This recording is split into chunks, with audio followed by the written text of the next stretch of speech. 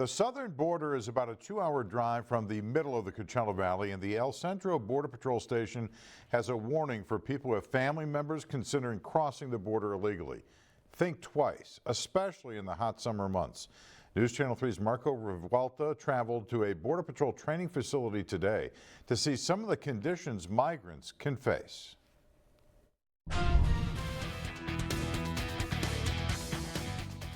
The summer months ahead in the Imperial Valley Desert can be cruel and dangerous.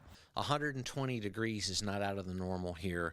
But the broiling sun hasn't stopped undocumented immigrants from crossing it in the past as they seek cities to the north. They don't care about the individual. All they care about is getting that dollar. Customs and Border Protection officials say coyotes are known to use cargo containers such as this one to transport as many migrants as they can.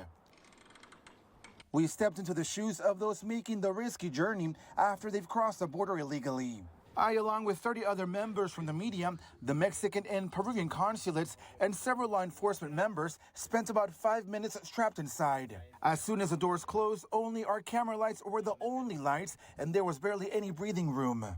So think about hours in here when people have already unfortunately passed away and the cries for help. This is an actual vehicle used to smuggle people. CBP says they've seen up to 5 migrants in here in trunks like these, and with the summer months approaching, they say this can be very, very dangerous.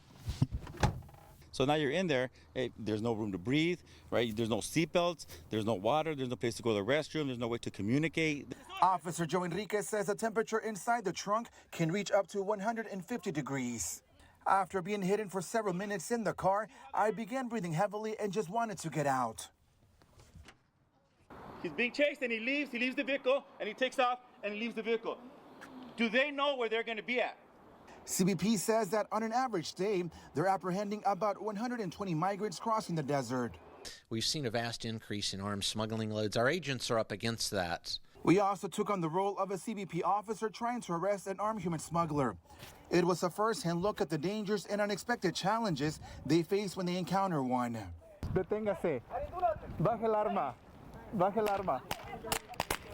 We all hear every year the tragedies that that result from that type of activity.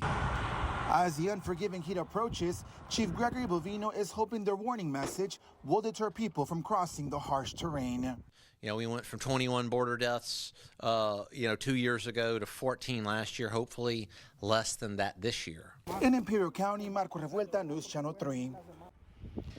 Now, today's event comes just days before the end of Title 42. We've talked about that quite a bit lately. That's the pandemic-era policy which allowed officials to quickly expel migrants back to Mexico without giving them the chance to seek asylum here.